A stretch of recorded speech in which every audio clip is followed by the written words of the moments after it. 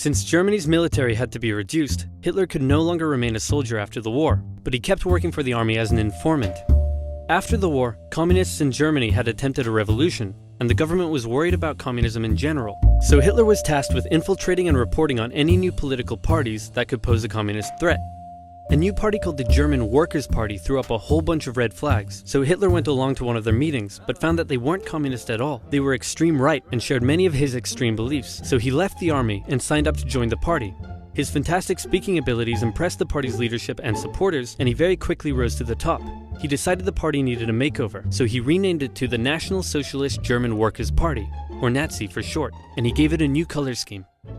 The Nazis weren't very specific on policy, but Hitler made extravagant promises to return Germany to its former glory by undoing the Treaty of Versailles and reuniting all ethnic Germans into one nation. He also said that only pure Aryan people should be allowed to be citizens and that all Jews would lose their citizenship. These ideas were already common in extreme right politics, but what set the Nazis apart was Hitler himself, and they quickly became the leading party on the extreme right. Many of the political parties in Germany at the time had paramilitary wings, and the Nazis were no different. Hitler set up the very descriptive Whole Protection Detachment, later changed to the very delightful Gymnastic and Sports Division, and finally settling on the ominous Storm Detachment, or SA for short. Their job was to defend Nazi party meetings and intimidate political opponents, and they would frequently engage in battles with communists on the streets. Since the Allies had demanded a reduction in Germany's military size, many trained soldiers were left unemployed. They liked the Nazi ideology, and it was only natural for them to join the SA, which grew larger and larger over time. The new democratic government that formed after World War I was pretty weak and ineffective. In order to pay reparations to the Allies, it started printing more money.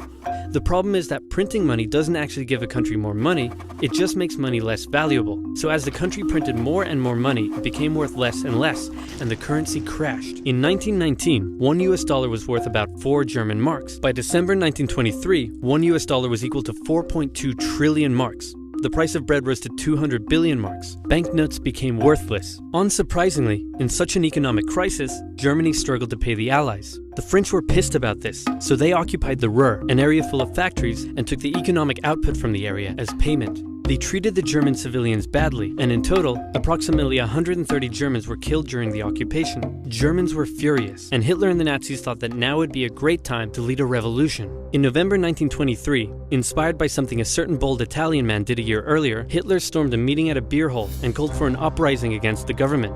With his supporters, he marched on the streets of Munich, hoping the police would join his side. They did not. Hitler was put on trial for treason. He could have been sentenced to life, but the right-wing judges thought he was a pretty cool guy. Hitler knew the judges and knew that they would be lenient, so he took the opportunity to make impassioned speeches during the trial. And in the end, he was sentenced to just 5 years in prison, of which he only served 9 months, and when I say prison, it was more like a pleasant hotel stay where he had plenty of time to write a book. The whole affair was covered by the media nationwide, and it made Hitler famous. Hitler and his extreme message were now known throughout Germany. But the everyday German still didn't care much for him. In the 1928 election, the Nazis only won about 2% of the vote. Many were still intimidated by all the violence and the shouting and how unpolitician-like he was. But a new economic crisis would change all of that. To help Germany pay its reparations, America agreed to give it loans. In October 1929, the Wall Street crash happened, and America wanted its money back. The economic strain this put on an already struggling Germany was severe. Unemployment skyrocketed, poverty was widespread, and Germans were sick of it. It was clear that the newly formed democracy wasn't working. In the face of crisis, Germans began moving to the political extremes. If you were German and wanted change, your choices now were either the communists or the Nazis. Hitler claimed that he was the only one who could return Germany to its former glory. The Nazi party used propaganda to make Hitler seem like a great and powerful man, and they gave the German people a scapegoat to blame for all their suffering. The promise of a single strong dictator was a breath of fresh air for Germans after years of failing democracy. Some bought into his extreme ideology. Some didn't agree with the racism, but were willing to vote for him anyway. Many didn't know much about politics at all, but just got caught up in the hype. Election after election, the Nazis became more and more popular, until in 1932, they became the biggest party in the German parliament. Hitler came to truly believe that he was some sort of great, destined savior of Germany. He turned megalomaniac. He decided to run for president, and did surprisingly well, but still lost to the extremely popular World War I general, Paul von Hindenburg.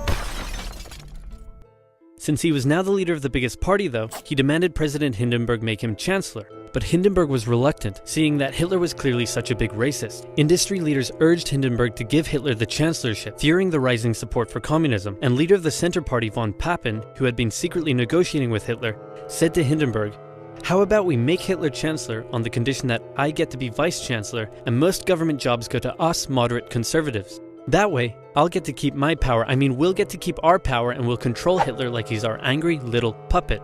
What could possibly go wrong? As it turned out, everything. Hitler became Chancellor of Germany in January 1933, but he was not yet a dictator. In February, the German parliament building was set on fire. Historians still aren't sure who did it, and many suspect the Nazis did it themselves, but Hitler blamed the communists, and he convinced President Hindenburg to sign an emergency decree allowing him to imprison all communists and other political opponents. Communists and others were sent off to the first concentration camp in Dachau.